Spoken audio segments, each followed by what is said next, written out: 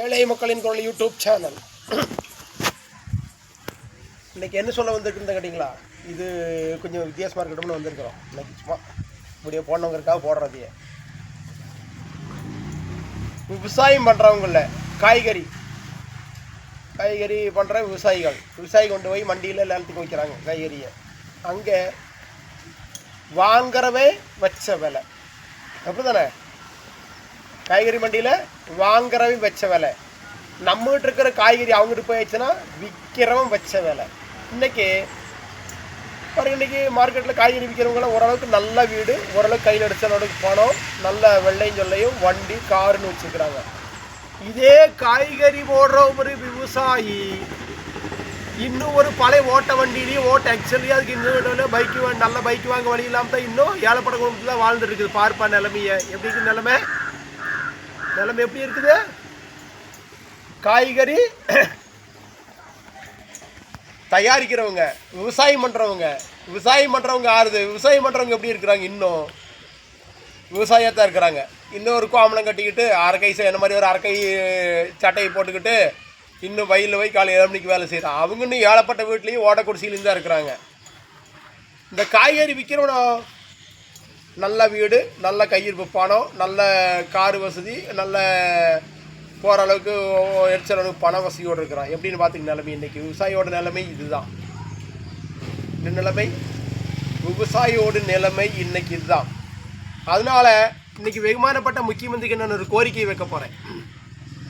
இனிமேல் இந்த காய்கறிகளை எல்லாம் இந்த தமிழ்நாட்டில் இருக்கிற மாதிரி ஊருக்கு ஒரு சந்தை கட்டி விட்டு காய்கறியெல்லாம் விவசாயி கொண்டே விற்றுக்கலான்னு நீங்கள் அப்படி ஒரு ஏற்பாடு பண்ணி தரணும்னு கோரிக்கையாக வைக்கிறேன். உங்களுக்கு என்ன பண்ணணும்? இப்போ நிறைய பில்டிங்கெல்லாம் சும்மா கிடக்குது. நிறைய பக்கம் பாருங்கள், வேந்தரில் ஒரு பஸ் ஸ்டாண்டு கட்டி போட்டு சும்மா கிடக்குது. அங்கே பாருங்க, ஒரு சேல் டேக்ஸ் எல்லாம் கவர்மெண்ட் பில்டிங் தானுங்களே, சேல் டேக்ஸ் கட்டி போட்டு சும்மா கிடக்குது.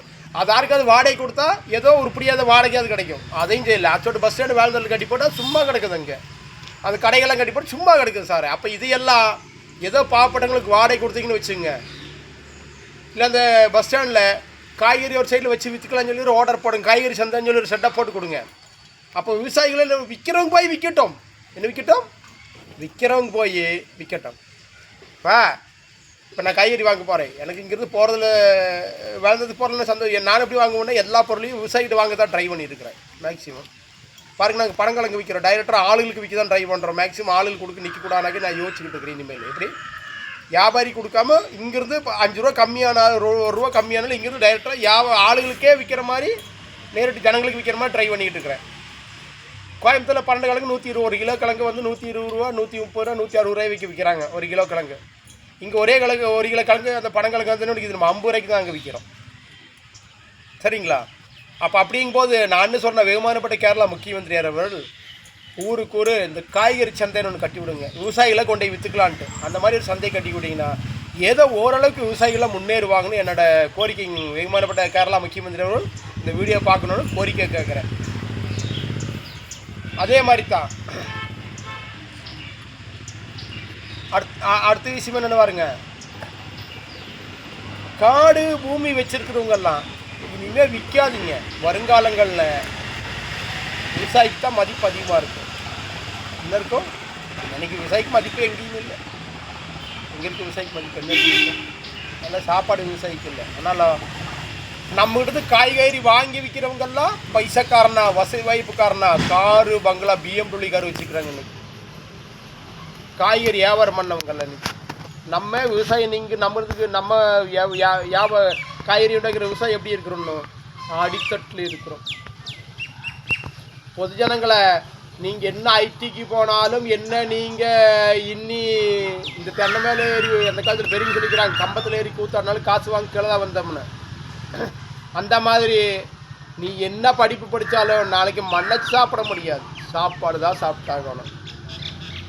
இது 100 ரூபா விவசாயி லோன் கட்டலைன்னா என்ன பாடுபடுத்துறீங்க எங்களை எல்லாம்? 100 ரூபா லோன் கட்டலைன்னா என்ன பாடு? ஒரு கோடிக்கணக்கான வாங்கினவங்கள என்ன தான் பண்ணுறீங்க? கேட்க மாட்டேங்கிறீங்க. என்னடா கொடுமையாக போச்சு இது. அன்றைக்கி ஒரு யூடியூப்பில் எல்லாம் நிறைய விஷயங்கள் நான் பார்த்து தான் இருக்கிறேன். இப்படி 100 ரூபா லோன் கட்டலின்னு எங்களையெல்லாம் உசுறு ஆவியம் எடுக்கிறீங்கல்ல.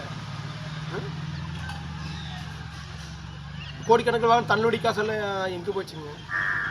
என் கேரளா முக்கியமந்திரி அவர்கள் நீங்கள்லாம் இதெல்லாம் இங்கே பாருங்கள் முக்கியமந்திரி. இனிமேல் பின்ன இன்னொரு விஷயம் பாருங்கள், இது அரசியல் சம்மந்தப்பட்ட விஷயம். நான் எந்த பார்ட்டி காரணமும் இல்லை, எந்த ராஷ்ட்ரீயமும் இல்லை, எதுவும் இல்லாத சாதாரண ஒரு వ్యక్తి. நான் ஆட்சிக்கு வந்து அதை செய்வேன் இதை செய்வேன்னு சொல்கிறீங்கல்ல, சரி உங்களுக்கெல்லாம் கோரிக்கை வைக்கிறேன். எந்த காட்சியும் கிடையாது, மொத்தத்துக்கும் சேர்ந்தா கேட்குறது கேள்வியை. அதை செய்யறதுக்கான பத்ததி உங்கள்கிட்ட என்ன இருக்குது? இப்போ ஜனங்களை முன்னேற்றத்துக்கும் இப்போ ரோடு போன எங்கள் ரோடு கேட்டால் ஃபண்டு இல்லை. அப்போ அந்த ஃபண்டு தயாரிக்கிறதுக்கான வழி உங்களுக்கு என்ன இருக்கிறது அதை சொல்லுங்கள் அரசியல்வாதி. இனிமேல் வர்ற எல்லா அரசியல்வாதிகளும் என்ன சொல்லுங்கள். இப்போ கேரளா இப்போ நிறைய பேர் வீட்டு லோன் ஃப்ரீ லோன் கொடுத்துக்கிறாங்க. நிறைய பேர் அந்த வயநாட்டில் கொஞ்சம் இடிஞ்ச இடத்துக்கெல்லாம் கொஞ்சம் ஃபண்டு சரியாக சொல்லிக்கிறோம். ஃபண்டு இல்லை, ரோடு போடுறதுக்கு ஃபண்டு இல்லை, பணம் சொல்லிக்கிறீங்களா எல்லாம் முக்கியமந்திரி கூட. அப்போ நீ அடுத்த வர்றவங்க, நீ அடுத்த நான் வந்து அதை செய்வேன்னு சொல்கிறீங்கள, நீங்கள் வந்தால் இந்த ஃபண்டு தயார் பண்ணுறதுக்கு அந்த பணம் ரெடி பண்ணுறதுக்கு உங்கள்கிட்ட என்ன பத்ததி முன்னாடி வச்சுக்கிறீங்க? என்ன பத்ததி வச்சுக்கிறீங்க? ஏதாவது பத்ததி இருக்குதுங்களா? எங்கிட்ட பாருங்க, நான் இன்ன பத்ததி நடப்பினாக்குவேன், இன்ன பத்ததி நடப்பினாலும் ஜனங்களுக்கு இத்தனை பேருக்கு வேலை கிடைக்கும், அது கரெக்டாக கிடைக்கும், சம்பளம் கிடைக்கும், இல்லைன்னா விவசாயிகளை முன்னேற்றுவேன், கரெக்டாக என்னென்ன காரியங்கள்லாம் செய்வேன் அப்படின்னு சொல்லுங்கள். அப்போ நீங்கள் சொல்கிறது காரியங்களை எடுபடும். எங்கே தெரியுமா, நீங்கள் அங்கே அடிச்சுக்கிறீங்க, உங்களுக்கு சம்பளம் கரெக்டாக வருது, பாப்பட்ட எனக்கெல்லாம் என்ன வருது? ஒன்றும் இல்லை. நீங்கள் கரெக்டாக 1,80,000 என்னமோ சம்பளம் வாங்குறீங்க நினைக்கிற ஒரு மாதம். மற்ற எம்பி மாதிரி எம்எல்ஏ மாதிரி அவ்வளோன்னு தெரியல, அவங்கள நீங்களாம் வாங்கிக்கிறீங்க, உங்கள் சம்பளம் கரெக்டாக வருது. இங்கே உங்கள் வேறு சொல்லி இங்கே சம்பாதிக்கிறவங்கெல்லாம் கரெக்டாக சம்பாதிக்க தான் செய்கிறாங்க. இல்லை நான் சொல்ல மாட்டேன், எனக்கு அங்கிட்டு தெளிவுண்டது. அதனால தான் அப்படி சொல்கிறேன். நான் அதனால் எந்த பார்ட்டின்னு சொல்கிறதில்ல, மொத்தத்தையும் சொல்கிறேன். இனிமேல் நீங்கள் நான் ஆட்சிக்கு வந்தால் என்னென்னது செய்வேன் பாருங்கள். நான் என்ன சொல்கிறேன்னா, நான் செருப்பாவரமனுக்கு ட்ரை பண்ணேன். என்ன பண்ணி செருப்பாவரமனுக்கு ட்ரை பண்ணேன். அந்த கட்டிங் மிஷின் ஒன்று, ரப்பர் மிஷின் ட்ரை பண்ணேன். என்கிட்ட அப்படியே சும்மா தான் இருக்குது. அப்போ செருப்பு தயார் பண்ணுறேன்னு வச்சுங்க. இப்போ நான் உங்கள்கிட்ட லோன் வாங்கி செருப்பு தயார் பண்ணுறேன்னா, இந்த குடும்பஸ்ரீக்கு இந்த பொறுப்பு ஒப்படைச்சிங்கன்னு வச்சுங்க. அவங்க என்ன பண்ணுவாங்க, செருப்பு தயார் பண்ணி அவங்களே விற்றுக்குவாங்க. கண்டிப்பாக முடியும். அதே மாதிரி இந்த காய்கறி விஷயமும், இந்த குடும்பஸ்ரீங்கிறது இங்கேருந்து எடுத்துகிட்டு போய் சந்தையில் விற்ற குடும்பஸ்ரீயில் நல்லா குடும்பஸ்ரீயில் வருமானம் கிடைக்கும். குடும்பஸ்ரீக்கு வருமானம் கிடைக்கும். காய்கறி வந்து இங்கே வந்து மார்க்கெட்டில் வந்து லேலத்துக்கு விடுறாங்க. என்ன லேலத்துக்கு விடுறாங்க? அதே மார்க்கெட் ரேட்டை ₹1 அச்சியமாக கொடுத்து இங்கே இருந்து வாங்கிட்டு போய் காய்கறியில் குடும்பஸ்ரீயில் லேலம் பண்ணால் நல்லா குடும்பஸ்ரீ வியாபாரம் கிடைக்கும். இப்போ குடும்பஸ்ரீ செருப்பு தயாரிக்குது. குடும்பஸ்ரீ செருப்பு தயாரிச்சுன்னா கவர்மெண்ட் அதை வந்து வாங்கிக்கங்க, கவர்மெண்ட் வாங்கட்டும். அப்போ வாங்கி அடுத்த குடும்பஸ்ரீயில் கொடுங்க, அவங்க விற்கட்டும். இது தயார் பண்ணுறவங்கிட்ட வாங்கி அடுத்த குடும்பஸ்ரீயில் கொடுங்க, அவங்க விற்கட்டும். இப்போ நான் தயார் பண்ணுறேன் குடும்பஸ்ரீயிலிருந்து ஒரு பொண்ணு தயார் பண்ணுறதுன்னு வச்சுங்க. இந்த பொண்ணு வாங்கி அடுத்த பொண்ணு கொடுங்க, அந்த பொண்ணு அதை விற்கட்டும், செருப்பு விற்கட்டும், சேல் பண்ணட்டும். அப்போ அது என்ன ஆகுது? அது தொழிலாக மாறும். எது மாறும்? அது தொழில். அப்போ என்ன ஆகுது? இங்கே தயார் பண்ணுறவங்களுக்கு ஒரு வேலை, இது விற்கிறவங்களுக்கு ஒரு வேலை. அப்போ என்ன ஆகும்? இங்கே ஒரு 5 பேர்த்துக்கு, இங்கே ஒரு 5 பேர்த்துக்கு வேலை கிடைக்கும். இப்போ நான் சொல்கிற சரித்தான முக்கியமந்திரி அவர்களே, பார்த்தீங்களா? சரி, இந்த ஹீட்டரை பியூசி பெண்டு விளைக்கிற மிஷின் நான் உத்தரப்பிரதேச ஒரு ஹீட்டர் மிஷின் வாங்கினேன். எனக்கு லைன் இல்லாமல் அது வீட்டுக்குள்ளே வச்சுக்கிறேன். ஒரு நாளைக்கு ஒரு 100 பெண்டு, ஒரு 1000 பெண்டால் ஒரு நாளைக்கு சர்வீஸாக விளைக்கலாம். ஒரு பெண்டுக்கு வந்து ₹4, ₹5, ₹4, ₹3 கிடைக்கிது. எனக்கு கிடைக்கும் 1000 பெண்டு ஒரு நாளைக்கு சர்வீஸாதாரம் 1000 பெண்டு விளைக்க முடியும். சும்மா ஃப்ரீயாக கரெக்டாக விளைக்கலாம். 1000 பெண்டு ஜம்முன்னு விளைக்கலாம். குடும்பஸ்ரீக்காரங்களுக்கு ஏற்பாடு பண்ணுங்க.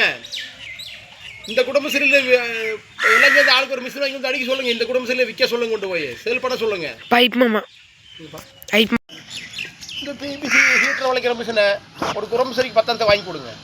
இல்லை அவங்களே லோனை போட்டு வாங்கி சொல்லுங்கள். வாங்கி இவங்கள வளைச்ச ட்ரைனிங் கொடுத்து அது இங்கே இவங்க வளைச்ச ட்ரைனிங் கொடுத்து இந்த குரூப்புக்கு விற்க கொடுங்க. அப்போ என்ன ஆகுது? இவங்களுக்கு வாங்கி இவங்களுக்கு 10 பேருக்கு வேலையும் கிடைக்கும். இவங்க விற்கிறது இவங்களுக்கு, இந்த குரூப்புக்கு லாபம் கிடைக்கும்.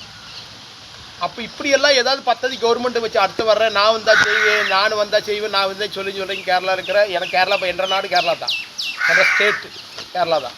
அப்போ நான் அதை பற்றி நான் பேச முடியும். அப்போது இப்படி வர்ற நான் முக்கியமந்திரியாவது வந்தேன்னா இப்படி செய்வேன், நான் அப்படி செய்வேன், ஏதோ பத்ததி வச்சுருந்தா சொல்லுங்கள்.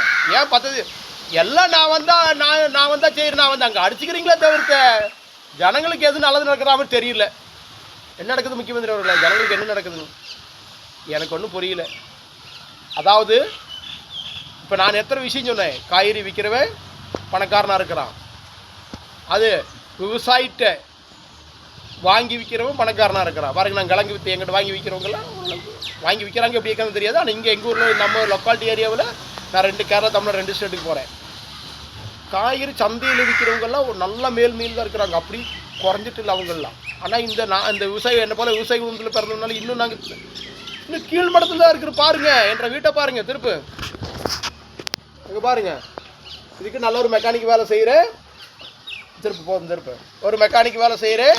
நல்ல பாருங்கள், 2 வருஷம் 1 வருஷம் விவசாயம் பண்ணுறேன். விவசாயம் பண்ணி என்ன பண்ணியும் திண்டு போயிடுச்சு. பகுதி பயில் நெல் போட்டேன், பகுதி பண்ணி திண்டு போயிடுச்சு, பகுதி மயில் சாப்பிட்டு போயிடுச்சு. ஒரு 6-7 மூட்டை தான் கிடச்சி. நான் கிட்டத்தட்ட 10-15 செலவு பண்ணி ஒரு 6-7 மூட்டை, ஒரு 5 மூட்டை 6 மூட்டை தான் கிடச்சி. அது பரவாயில்ல, என் சொந்த தேவைக்காக பண்ணிக்கிறேன், எனக்கு லாபம், அது பரவாயில்ல. இந்த பனங்கிழங்குன்னு ஒன்று போட்டேன், பண்ணி வந்து குத்தி எல்லாம் திரண்டு போயிடுச்சு. எது கொஞ்சம் கிழங்கு பாக்கி இருக்க எடுத்து விற்கணும், அது ஒன்றும் காரியம்லாம் மாற்று. இப்போ தான் ட்ரைனிங் பண்ணுற அடுத்த வருஷம் பார்த்துக்கு. இப்போ எனக்கு தாங்கக்கூடிய சக்தி இருக்குது. இப்போ எத்தனை நான் நஷ்டப்பட்டாலும் எனக்கு அது ஒன்றும் பண்ணாது. நான் ஏதோ ஒரு மெக்கானிக் தொழில் பண்ணுறேன், காங்கிரட் போடுற மிஷின் வச்சுக்கிறேன், அதை வச்சு நான் ரோலிங் பண்ணி அது செலவான பரவாயில்ல பொழைச்சிக்கிறேன். இன்னும் பண்ணாது, நீ நாளைக்கு வருமானம் வரும்போது சேர்த்துக்குவேன், பரவாயில்லைங்கம்மா. அப்போது இனிமேல் கேரளாவில் இருக்கிற நீ முக்கியமந்திரியாக நான் வர போகிறேன், நான் முக்கியமந்திரியான உங்களுக்கு என்னது ஆக போகிறேன் அப்படின்னு சொல்கிறவங்கெல்லாம் இனி எல்லா பார்ட்டியும் ஜனங்களுக்கு என்ன நல்லது செய்வீங்க, என்ன ஜனங்களுக்கு பண்டு அந்த பணம் இல்லைன்னு இப்போ கேரளாவில் வந்து நிறைய கடன் வாங்கணும்னு சொல்லியிருக்கிறாங்க. அது கடன் வாங்காத அளவுக்கு கேரளா ரன் பண்ணுற அளவுக்கு உங்கள்கிட்ட என்ன ஐடியா இருக்குது, என்ன பദ്ധதி இருக்குது? இதையே இனி வர்றவங்க வந்து நான் முக்கியமந்திரி ஆக போகிறேன், எனக்கு அது ஒரு இது கொடுங்க, வாய்ப்பு கொடுங்க சொல்கிறவங்களாம் இதையெல்லாம் வெளியிடணும். இப்படி வெளியிடணும், நான் சொல்கிற மாதிரி வெளியிடுங்க. இப்படி சொல்கிறேன் பாருங்க, காய்கறி விவசாயத்துலேருந்து வாங்கி விற்கிறோம் பணக்காரனாக இருக்கிறான், இன்னும் விவசாயம் ஏழையாக தான் இருக்கிறோம், நாங்கள் இன்னும் ஏழையாக தான் இருக்கிறோம். எனக்காவது பரவாயில்ல, நான் ஓரளவுக்கு டெய்லி சாப்பிட்ற அளவுக்கு வசதி இருக்குது. இன்னும் விவசாயிகள்லாம் கீழ்த்தட்டில் தான் இருக்கிறாங்க. என்ன லாபம் கிடைச்சிது, என்ன லாபத்தை நாங்கள் வாழ்கிறோம், கேரளாவில் தான் வாழ்கிறோம். கேட்டால் இன்னொன்று இந்தியாவிலே வளமுள்ள நாடு கேரளா நாடு தான் சொல்கிறாங்க எல்லாருமே. இதுலேயும் பெருசாக என்ன தெரியுமா இருக்குது, பேர் சொல்லுதாமா என்ன தெரியுமா, நாங்கள் எல்லாம் படிச்சுட்டோன்னா மக்களை இளைஞர் சமுதாயமே படிச்சுட்டா மண்ணவா சாப்பிடுவீங்க. விவசாயத்தை மறந்து விடாதீர்கள். விவசாயத்தை மறந்தால் இந்திய நாட்டின் முதுகெலும் என்ன தெரியுமா, விவசாயம். விவசாயத்தை மறந்தா சாப்பாட்டை மறந்துட வேண்டியது, பட்னிகர் செத்து போயிடுவோம். அப்போ இனிமேல் நான் சொல்கிறேன்னா, இன்னைக்கு கேரளா நான் பறிக்கணும், நான் முக்கியமந்திரியானு சொல்கிறேன் எல்லாருமே ஜனங்களுக்கு நாங்கள் உங்களுக்கு இன்னும் தொழிலெல்லாம் பண்ணித்தர்றோம், அதுக்கான வசதி வாய்ப்பு உண்டாக்கி தர்றோம், என்னென்ன தொழில் பண்ண முடியும், நான் என்னென்ன ஐடியாக்கள் வச்சுக்கிறேன், அது மாதிரின்னு சொல்லுங்கள். கேட்டிங்களா? சொல்லாமல் வந்து பாருங்கள். இப்போ என்னத்தை பண்ணுறீங்க, ஒன்றும் பண்ணலை. திருட்டு திங்கிறவருக்கு என்ன சொல்கிறது பாருங்க, இங்கே ஒரு குரூப் இருக்குது, 6 பிசி குரூப். என்ன குரூப்பு? 6 பூசி குரூப்பு. லோனை கட்டாமல் ஓடி போகிறவனுக்கெல்லாம் லோன் கொடுக்குதுப்பா. நம்ம போய் 50 அடி கட்டு லோன் கொடுக்கலப்பா. எனக்கு கொடுக்கலங்கிற வருத்தம் இல்லை, அதெல்லாம் என்ன ஒன்றும் பண்ணாத, எனக்கு லோன் வாங்கலைன்னா எங்கள் காரியம் போயிடும், சரிங்களா? ஆனால் கட்டாமல் ஓடி போகிறவனுக்கெல்லாம் லோன் எடுத்து கொடுப்பதுப்பா. ஏன்னா 6 பூசி ஆளுங்க அவங்க. என்னை போல் எத்தனையும் மிஷினை வச்சுட்டு வசா போட்டு சொந்தமாக தொழில் பண்ணுறவனுக்கு லோன் இல்லை. அதை கொண்டு போய் இது கொண்டு வந்து நான் அலைஞ்சிட்டு தான் இருக்கிற வரைக்கும் கிடைச்சு. அது பரவாயில்ல, அது ஒன்றும் எனக்கு வருத்தமாக இல்லை. இது பாருங்க, நான் மக்கள் நாடெல்லாம் கொண்டு வரைக்கும் இந்த மிஷின் மாட்டி வச்சுக்கிறேன். மக்கள் நாளெல்லாம் கொண்டோன்னா ஒரே மணி நேரத்தில் 2 மணி நேரம் மிஷின் மாட்டக்கூடிய திறமை எங்களுக்கு கடவுள் தந்துக்கிறேன்ற மக்களுக்கு கணக்கு. எனக்கு அது போதும், எங்கள் தொழில் போதும். நாங்கள் டெவலப் பண்ண பண்ணுறதுக்கு ட்ரை பண்ணியிருக்கோம், டெவலப் பண்ணுவோம். அப்படியே இப்போ நான் என்ன சொல்கிறேன்னா, விவசாயிகளுக்கு இனிமேல் கேரளா முக்கியமந்திரிகள் முன்கடனை கொடுக்கணும். விவசாயிகளுக்கு அவங்கள காய்கறி விளைவிக்கிற காய்கறி கொண்டு போய் சொந்த ஒரு தமிழ்நாட்டில் மாதிரி ஜனங்களே காய்கறி உற்பத்தி பண்ணுற ஆளுகளே கொண்டு போய் சந்தையில் விற்கிற அளவுக்கு சந்தை ஏற்பாடு பண்ணி தரணும்னு வெகுமானப்பட்ட கேரளா முக்கியமந்திரிட்டே என்னோட கோரிக்கையாக வைக்கிறேன். ஏழை மக்களின் குரல் யூடியூப் சேனல் ஜெய். இறங்கி வந்த ஜாய் வார அப்பா ஜாய் குடிக்க பாரு. வெறுப்பே தெரியுது. அதனால தான் உனக்கு அடிக்கிறது. இப்போ நான் பிடிக்கிறேன் என்னொன்று சொல்கிறதில்ல, ஒன்றும் கடிக்கிறது இல்லை.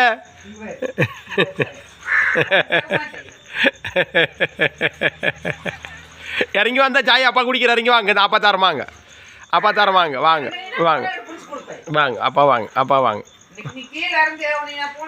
கொஞ்சம் பிறந்தல் நின்று வாங்க. அப்பா சாய் குடிக்க பாரு வாங்க. இந்தாங்க சாயா வார. அப்பா சாய் குடிக்கிற வாங்க.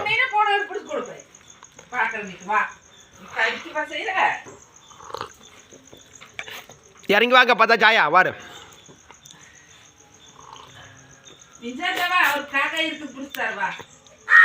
இறங்கி வாங்க, இறங்கி வா.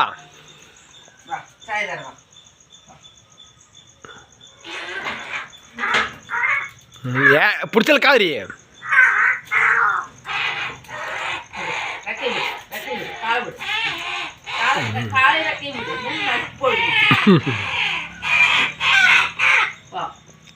இந்தா இருப்பா சாய் தரேன். இரு தரேன். சூடு இரு, சூடு.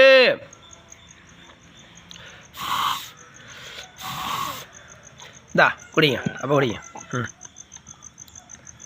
ம் குடிங்க. சூடு இந்தா குடி. ம் குடி. ஏதாவது வீட்டில் பார்த்துக்கிறீங்களா சாயை குடிக்கிறத? மனசு தான் குடிப்பேன். நாங்கள் வேறுங்க, நாங்கள் வளர்த்துறேன்ற குக்கு என்ற செல்லப்பிள்ளை பிடுங்காத கீழே போட்டேன்னு சாயா போயிடும். இந்த செல்லப்பிள்ளை இது மேகம் ஒன்றுக்காகத்திற்கு த்ரூண்டு குஞ்சாக கிடந்த போது கோயில் குட்டின்னு தூக்கிட்டு வந்தது. வந்து பார்த்தா காக்காய் இத்திரூண்டு வாய் சவுண்டே வராது, முடி ஒன்றும் முளைக்கல, இத்திரூண்டாக இருந்தது. இது கொடுக்குற குஞ்செல்லாம் மூணுன்னு செத்து போச்சு, மரத்துலேருந்து விழுந்தது ஒன்று தான் மிஞ்சிச்சு. அப்பா பிடுங்காத சாயா போயிடும்.